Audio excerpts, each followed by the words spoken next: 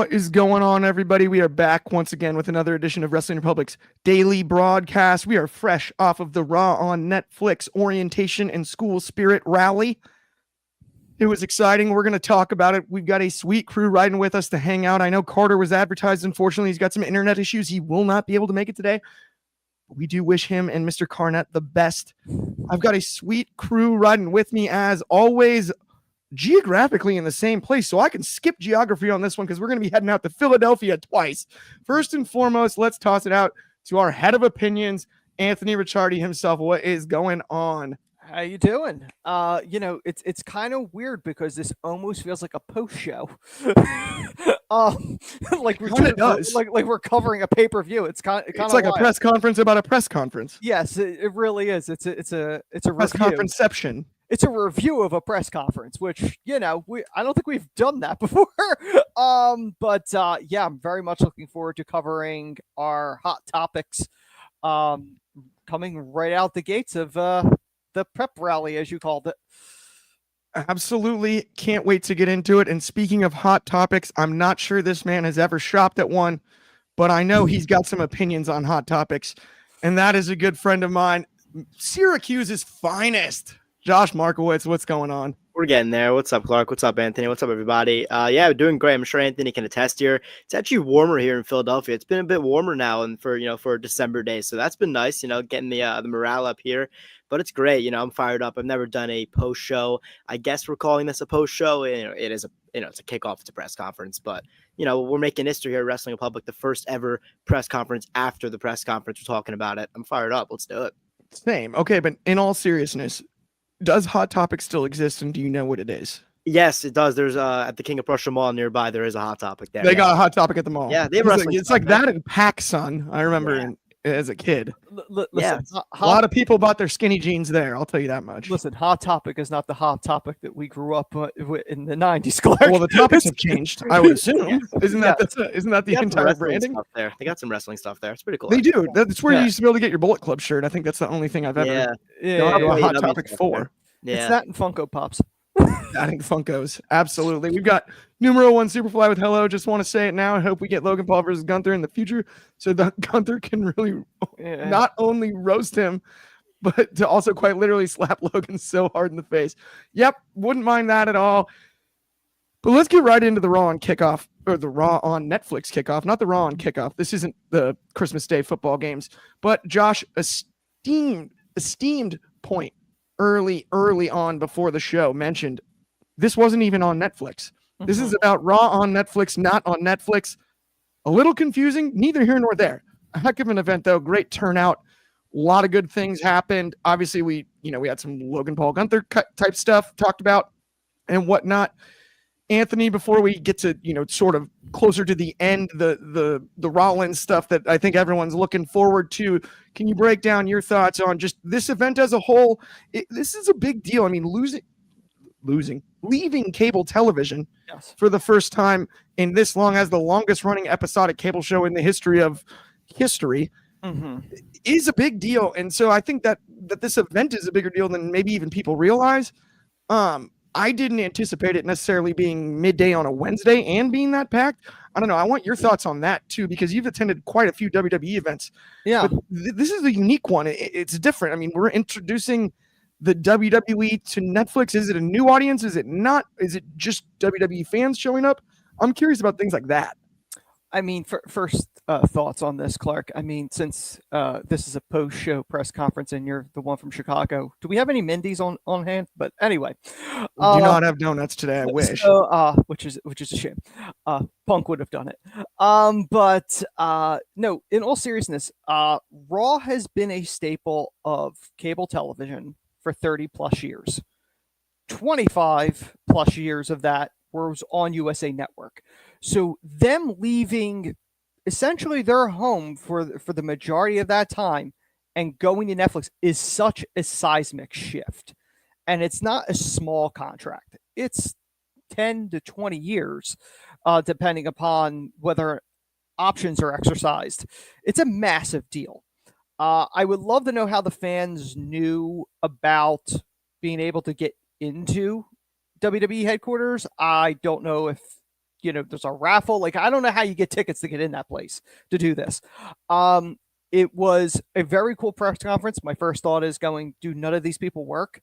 They're able to just take off and show up in a waiting room to watch a press conference. But obviously, the big announcement coming out of it, which was the so obvious Logan's not really retired, but now he's officially a member of the Raw roster, which is why the talk of potentially Gunther slapping the prime out of him, which will probably happen down the road. But the thing that I enjoyed the most, I think, was the moment where Kevin Owens, once again, did his best Kevin Steen from Ring of Honor and crashed the party. He goes, I'm not invited. And they had him up in the balcony. He had the winged eagle and claiming to be the real world champion, which I love that. It's happened before in wrestling, and it's worked when they've done it before. Ted DiBiase made his own belt. Yep. He tried to buy the WWF Championship from the Andre the Giant.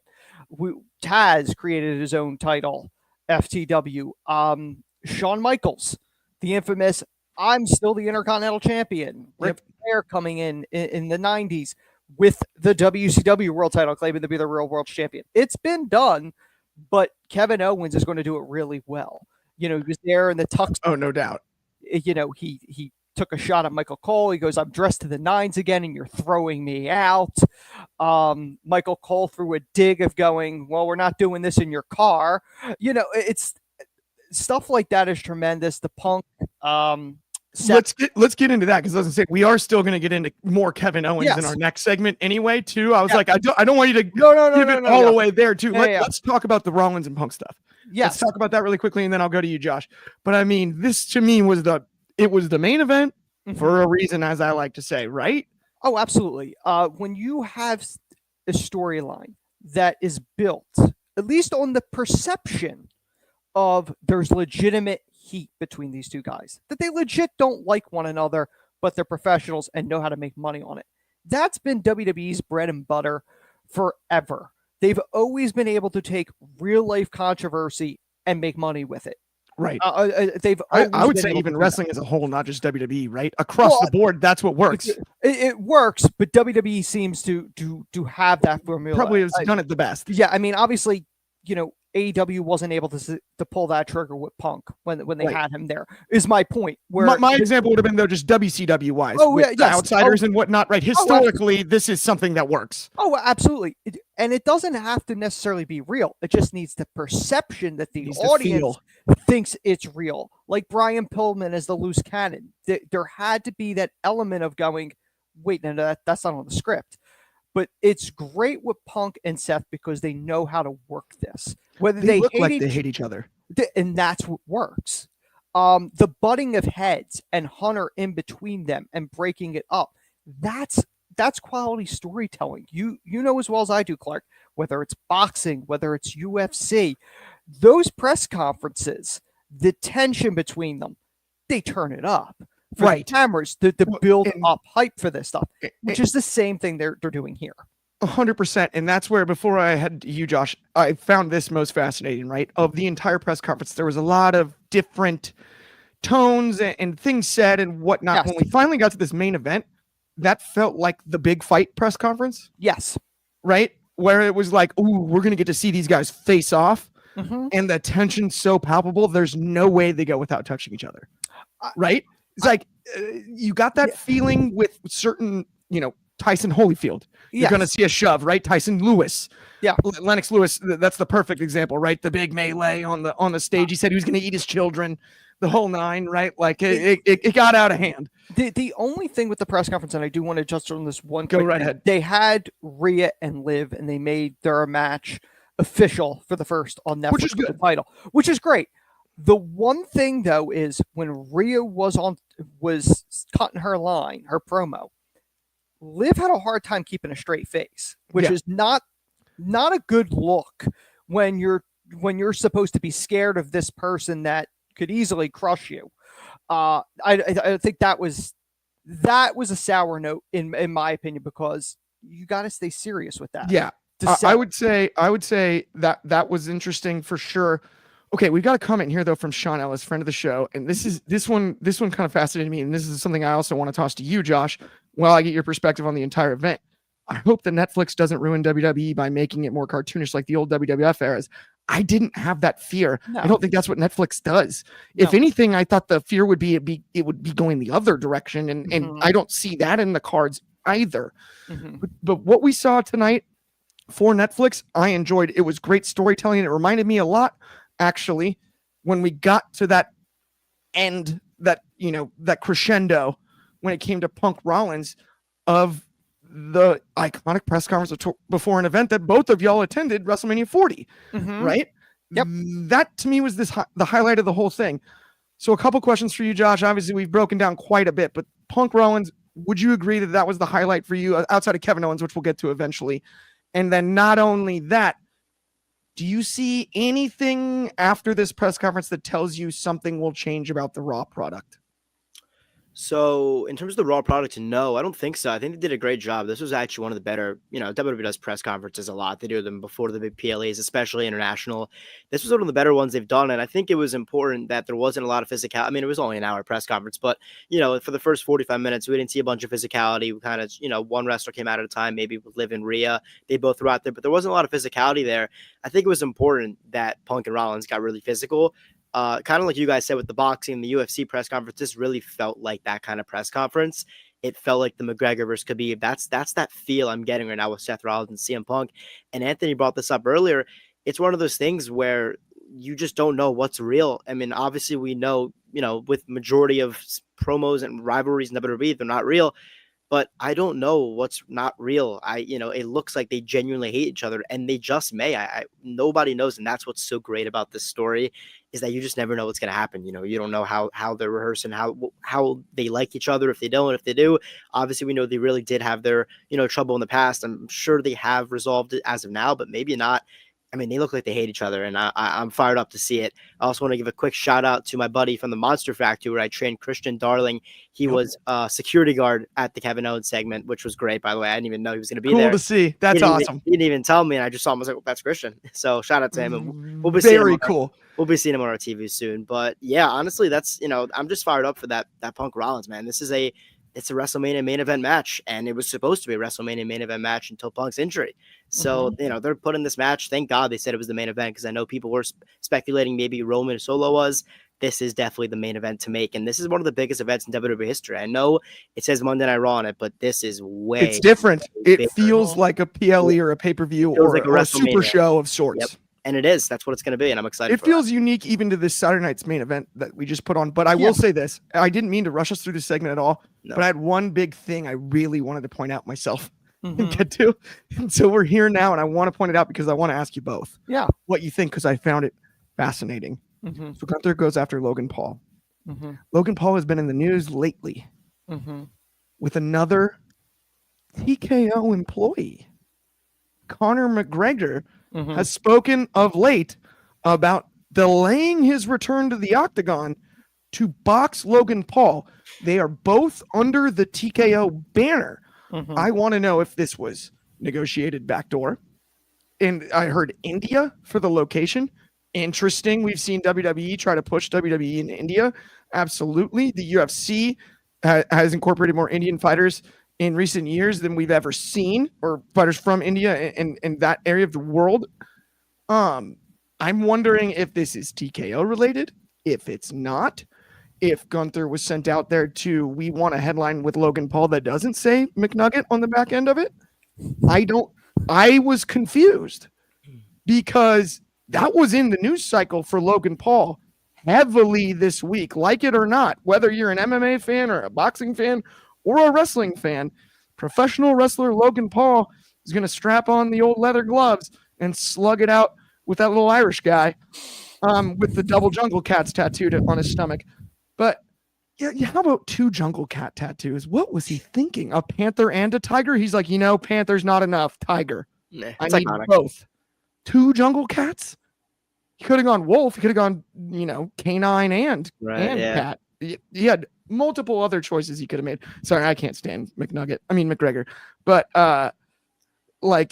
yeah, I was curious if you guys thought maybe that had something to do with that, especially it being Gunther, if it had anything, if it was related, unrelated, planned in advance, if they're linked in any way, because of the TKO union, right? They're under the same banner, and you know how badly the UFC wants Conor back in the octagon. So to put that off does not sound like a call that was, came down from Ari Emanuel or a Dana White or a Triple H or a Nick Khan or a Mark Shapiro or anybody like that. That just on paper doesn't sound like, especially if it's under Jake Paul's like problem child promotion deal or whatever. If it's under a different banner, if it's not promoted by TKO, then I'm double confused.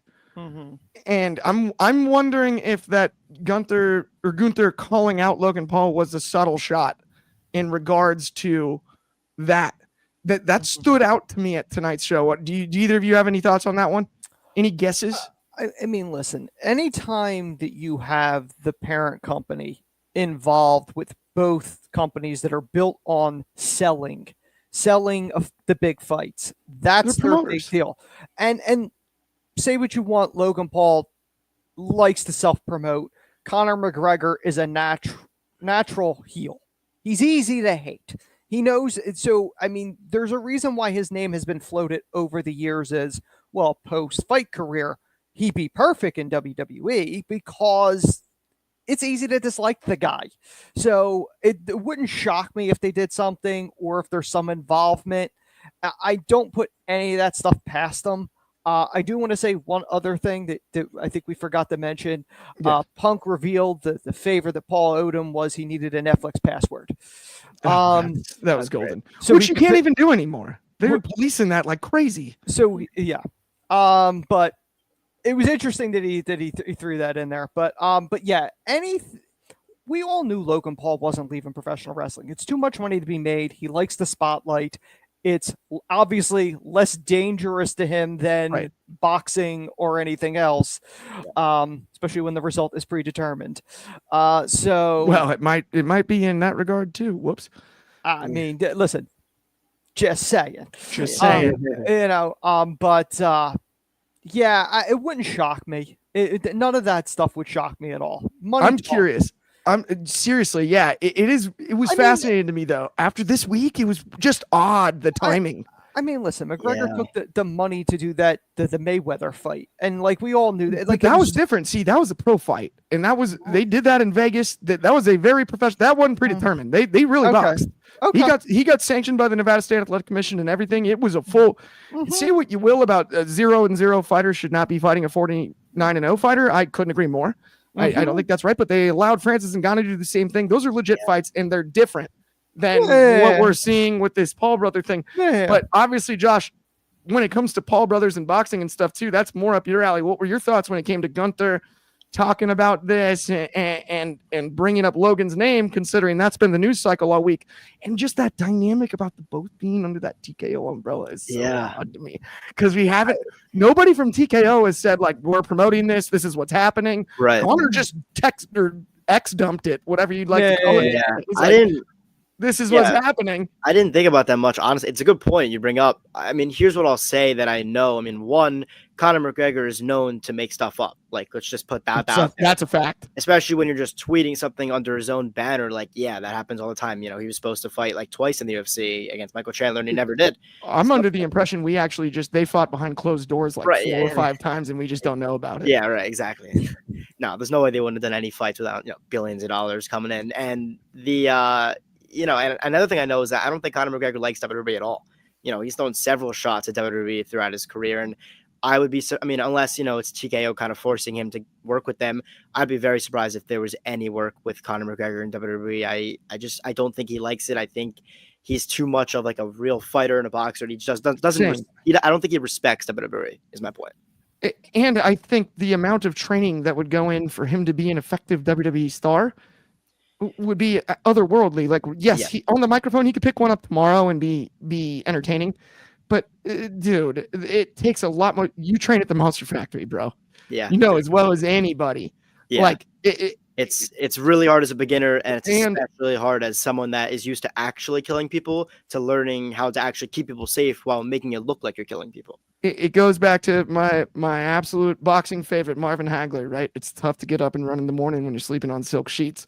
And so for Connor to have the motivation to learn Right. to be a professional wrestler and to take bumps and to Yeah. allow liberties to be taken against him in a scenario like that when he's been trained to defend himself his entire career is a large adjustment without question. I think you brought up a great point there, but let's finally keep it rolling. And speaking of like fighting and whatnot,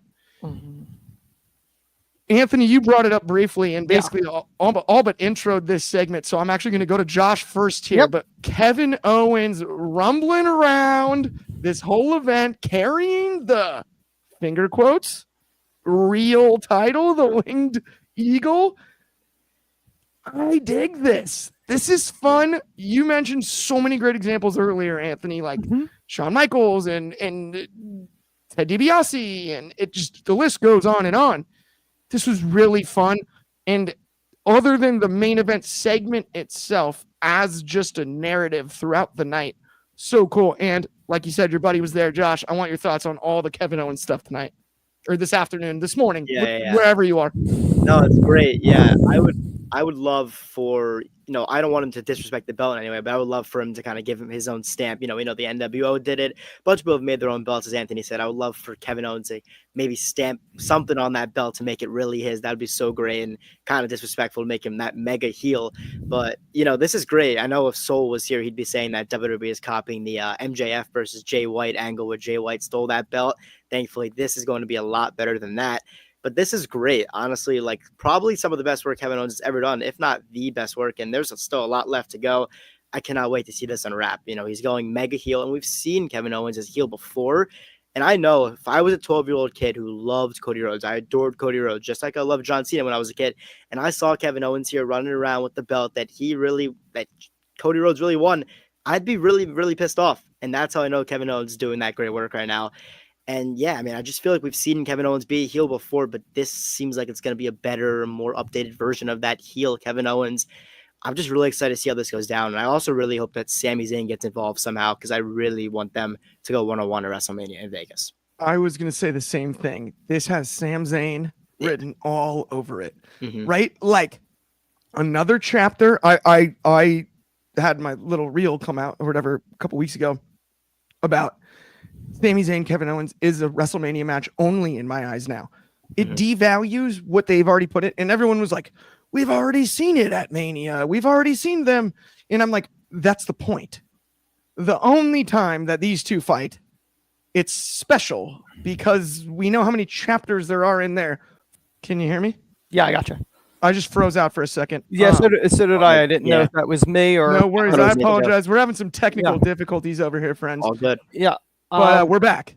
All right, so you want me to go into this? Yeah, okay. go right ahead. This is Kevin Owens holding the Winged Eagle. Is not just him holding a title, claiming to be the real world champion. He is holding the version of the title that Cody Rhodes has said multiple times was the one that meant the most to him, the version he wanted to bring back. So every time Kevin Owens is out there with that title is another knife in the back to Cody of going, I'm carrying the belt that they said you could only hold for one night. And this Kevin Owens in a lot of ways reminds me, and I've mentioned this before, if you go back and look at his Ring of Honor run, when he was feuding with Jim Cornette, both on and off screen, this is very much that Kevin Steen, because he was even wearing the tuck shirt then. I don't even know if it's the same one, but he was wearing the tuck shirt at the time. As far as the Sami Zayn factor, I agree with you, Clark. They are the type of rivals, because we know outside the ring, they're like brothers, and they will always be. But they are a part of that unique group that no matter when they wrestle, it's special. I don't care if we've seen it a bunch of times. It's always a masterpiece. They know how to bring the best out of one another. Would I love to see the two of them face each other at WrestleMania for that Winged Eagle championship? in a ladder match, because it's been a while since we've seen the two of them go one-on-one in a ladder match. The last time was Sami Zayn's last match in Ring of Honor as El Generico before he went to NXT. And that was for the Ring of Honor world title, and Kevin Owens came out on top. I would love to see Sami going, that's not a real title. You're delusional. Like, they could play this up so perfectly well. The only thing is the Orton factor. I don't know where Orton would fall into that. As much as I would rather see Sami Zayn against Kevin Owens at Mania personally, I'm not sure the Orton factor is the only thing that I am not sure of, but I love this run, whether it turns around and he destroys the belt like Mr. Perfect did back in the day as a final dig to Cody going, if I can't have it, either can you. I don't know, but I am very much looking forward to the Kevin Owens show. Okay, we have the comments of the day. This one wins, Anthony, because I'm really love how you broke that down, but Coach 23 just won the day. Hold up, Kevin Steen is Kevin Owens. Don't tell me that El Generico is Sami Zayn. No, they're 4 different people, Coach. Don't even worry about it. Sean Ellis said, yeah, they are, duh, Coach. No. There's 4 of them. It's 4 different people, entirely different careers. They go to different Thanksgivings. They celebrate different holidays. I don't know. Totally not the same at all. Unrelated. The similarities physically, I can see. Yeah. I can see the comparisons, but they are not the same people. I mean, you know, some absolutely people, not. Some people, that was actually a mistake. It was a slip of the tongue earlier. You know, some people think Dwayne Johnson and The Rock are the same person. I mean, clearly not. Yeah. El Generico's dead. Didn't you know that? He's not dead. He's working in an orphanage in Mexico. Oh, yes, that's right. He's busy. It's in the service industry. Same guys, different names. No. Different guys, same names. Wait a minute. I didn't mean that. Now, Kevin Steen, no one's heard from him since Ring of Honor, so I don't know his status. I don't even know where he went. Yeah, he could be gone. John, we're joking around. You know that. Yes. Come on, stop it. We're better than this. See, this is what happens when I play along. Happy Wednesday, guys. Yeah. You said I don't play along. I play along with you. Now they think we're all nuts. No, everyone's like, this guy's a nutcase. Yeah. No, we're totally joking. We do know. Well, I don't know. I'm still not convinced. I know. Clark might not. Yeah, I'm entirely unsure. I'm not going to break character. That seems wrong on a show like this. All right, let's get into the Dynamite. Yeah. Speaking of mess ups, this is unbelievable. I'm going to throw one of the Allison. Greatest bosses I've ever had of all time directly under the bus to start this segment. Ben Allison is the best graphic designer I know and have ever met in my entire life, and one of the nicest people in the world. But it's Dynamite preview, Ben. It hasn't happened yet. Dynamite review. Now we look like the goofballs because they don't know that you made the graphic. They're like, Clark doesn't know it's the preview and not the review. I know what it is. I come here every day. I mean, listen, here's the thing. Ben is adamant that we don't do spoilers. He now wants us to review a show that hasn't aired yet. As if we know what happened. Seems like he's trying to get us to spoil it. Yes, here's what I'm saying. I think so. Add a P on the front end of that one. It is the preview. So he was close. He had it. This is the Dynamite preview here. The matches we got on the card, I actually just had to pull them up, to be honest, because, when the internet went out, my notes crashed. We've got... I honestly think he set this up because he just wants me to bury a show. No. It's the holiday bash. Whoa. That is very on the holiday spirit. I'm not saying I want to. Let's see. Seems like that's what he wants. Just a shot at all right, yes. Grinch. I'm just saying. Ebenezer. Just give Cratchit his couple of shingles and just. No, I'm kidding. We've got Mercedes Moné and Anna Jay on the card tonight. We've got Will Ospreay versus Darby Allin in the Continental Classic. We've got Shelton Benjamin versus the Beast Mortos in the blue side of the Continental Classic. And then we've also got 2/3 of the Trios Champions taking on Orange, plus John Moxley, plus our world champion, taking on Orange Cassidy, Hangman Page, and Jay White. in a trios match, which is interesting to me because the trios titles aren't on the line, but we will see 2/3 of the trios champions in trios action. That was a difficult delivery there. I'm really glad I didn't get tongue tied. How much wood could a woodchuck chuck? If woodchuck could chuck wood. That's all I'm saying to you guys. Josh, I'm going to go to you first on this one. Which match are you looking forward to most? What are you looking forward to tonight? Excited? You in the holiday spirit? You ready? You going to wear your Santa hat for this show? Yeah, of course I am. You know the drill here. Yeah, Colorado Classic is great, honestly. There's one thing, I don't like to criticize AEW. Do I do it? Sure. Sorry, soul. However, there's one thing that I don't think anybody can criticize AEW on, and that is just delivering quality television matches week by week. And the Colorado Classic is a staple of that for All Elite Wrestling. So I'm always fired up whenever we get the Colorado Classic, especially when we're moving on. We're getting the better matchups. I mean, Darby Allin versus Will Ospreay is going to be incredible to talk about. I mean, that you can watch that with your eyes closed and know that's going to be a banger. But also Shelton Benjamin versus the Beast Mortos. I mean, Shelton Benjamin has been incredible so far. That's one of the best signings in recent history of AEW, honestly, in my opinion. If they keep building him up and he keeps delivering these matches, I'd pay money just to see that one match itself. I'm really fired up. Which match I'm most excited for? It's one of those two. I honestly don't even know. I'm gonna say Shelton Benjamin versus the Beast Mortos, just because I don't know what's gonna happen in that match. Darby Allin versus Will Ospreay is gonna be a spot fest. Sorry, I did say it, but I'm excited for the overall card. Did you say spot fest, or they're gonna go to the spa after to recover? Yes, it's a recovery process. A spa fest. Yes. Yeah, it's gonna be a spa fest for both. Yeah, that's what I thought you said. That's what I thought it was. It's gonna be a spa fest. Mm-hmm. Yeah, they got to get massages after. Obviously, right. Spa day fest. I deal. think is actually what we call it. That makes a ton of sense. Recovery is key for any athlete. Yeah. I'm with you. No, honestly though, if you had Shelton and Beast Mortos on your bingo card.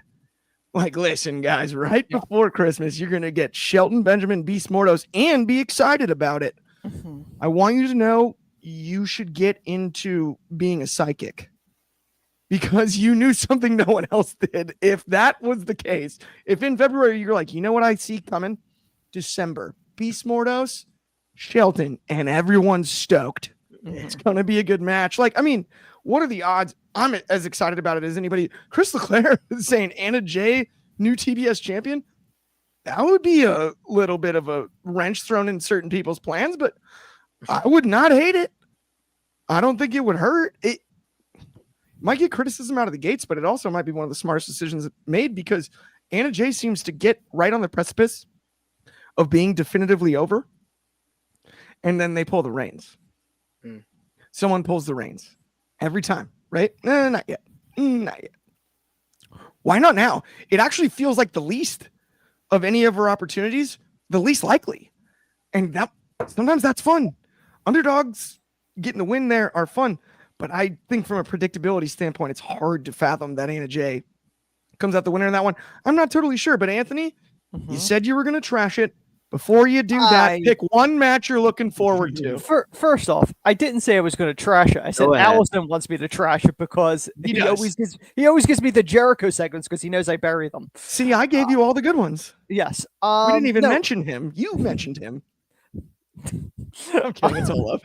So, no, but in all seriousness, when I look at this, Ospreay and Darby on paper, that's a dream match.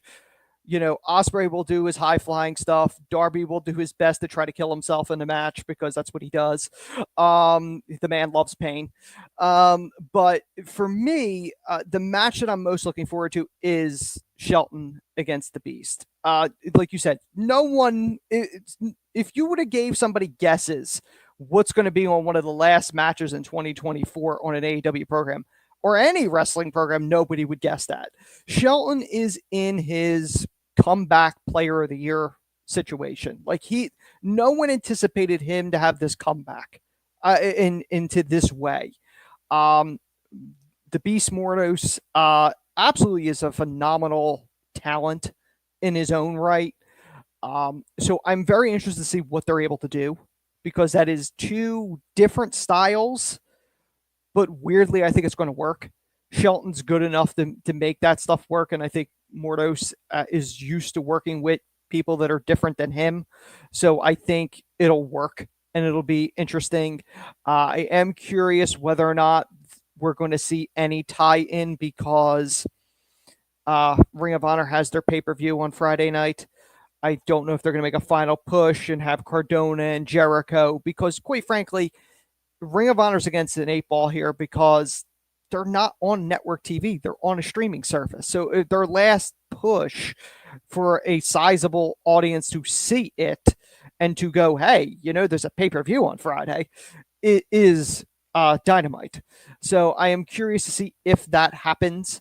I don't know if they have a direction for who's going to beat Monet. Personally, I think Willow should have been the one, or Willow shouldn't have lost the title in the first place, because I don't think the Monet reign has exactly lit the world on fire as a whole. But yeah, anytime you're in the holidays and you get professional wrestling, and I'm assuming something will be holiday themed other than just Holiday Bash, I'm curious to see where it goes. They had cool graphics for the holidays. I got to give them credit there. Have you seen the poster? poster? No, that's what I'm saying. It's very festive. Very cool. Yes, I'm completely fine with that. But I don't know if we're going to get like a Holiday Bash brawl or something, in theme. That's what I mean. I do think that's a distinct possibility, Anthony. I'm with you. And I keep forgetting this is truly like basically a go-home show almost. And also this is your almost your last one for your own World's End, because next week's, that's, Christmas. Yeah. So I don't even know if it's going to be on or taped. No, there is no Dynamite on Christmas Day. That's what I'm saying. Yeah, so this is your go home for both a Ring of Honor and your pay-per-view yourself. Pay-per-view as well. Yes. Yeah. It's a double go home. It's a 2-in-1 special. It's a double I'm with header. you there. Yeah, it's two homes at once. Mm-hmm. They knocked the wall down between them. And then they combined them. It was an addition. You really were going to go the break the walls down, were you? Were you really going? Well, I was trying to make a Jericho joke. It was roundabout. I'm sorry. Yeah. I was actually trying to go stealth Jericho. Exactly where you were going with that. I'm sorry. That's great. That's bad. I'm not that funny, but I think I am at least. It's fair. Sincerely though, this has been a fun day. I'm excited for this Dynamite. I'm excited for all the wrestling we got coming up, the holidays, everything. We're going to have some unique stuff going on. Next week's going to be before we go, I have a serious question for you two. Mm-hmm. So we started the daily broadcast December the 24th of 2022, right? Is this the third or second anniversary? It is the second. Second. Yeah. So the first one just doesn't count? No, because first year is when you get somebody gets married, is a year after their marriage. It's the first anniversary. Our second anniversary. First anniversary isn't the inaugural one. Yeah, but it's our third Christmas Eve show. So math wise, that checks out. Okay. Correct. But Right. if it makes you feel any better, it's the second one that you're doing a celebration for. Dude, trust me, it took every athletic tutor and all of their power for me to pass math. I've been struggling with this for years. Well, that's why we're here for you, Clark. Yeah, you X don't like equals math. As soon as they started adding letters, I was like, those aren't numbers. Stop it. I don't get this. My favorite, and Clark, you would enjoy. And then like symbols, you have to know what the symbols mean? Before we go, and I know Clark would enjoy this, I saw a shirt once and it said solve for X, and somebody made a comment, let X solve its own problems. We all have our own. Yeah. Why do I need to solve for X? Why do I have to solve something for X? Right. That's his issue. Yes. Okay, but sincerely, that does bring us to the end of today's show. We've had an absolute blast. Thank you so much, everybody that tuned in. Monster shout out to Carty and Carty Carnette for not making it. Wherever they are. You're the man. But internet is internet. We even had an internet issue mid-show. That was probably my fault. Like Kevin Owens and Sami Zayn. Is Carter and Carty Carnette the same person? No. I don't. Okay. No. Okay. Never have been. They're two different Just people. wanted to clarify. Okay. They look really similar though. Yeah, oh, gotcha. Very similar. It's the scar. It's the scar. Almost some would say the same. Yes. But some, not me. Some would say the same. Right. They dress differently though. It's really the fashion, how you can tell the difference. Yeah, it's two different people. Either way, that does bring us to the end of the show. Thank you so much for tuning in. If you haven't already liked and subscribed, please do. It means the world to us. On behalf of me, Clark Taylor, Anthony, and Josh, everybody here at WR, have an excellent Wednesday. Happy holidays, all of that. We'll see you for the daily Same time, but on time tomorrow because we don't have a press conference we're immediately following. So that's noon Pacific, 3 o'clock in the East. Of course, 8 p.m. in the UK and 9 a.m. for my friends in Hawaii. We'll talk to y'all soon.